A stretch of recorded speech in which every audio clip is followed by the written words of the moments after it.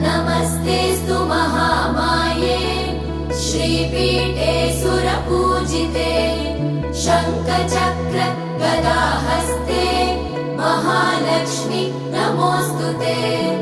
नमस्ते गरुडारूढे कोलासुरभयङ्करी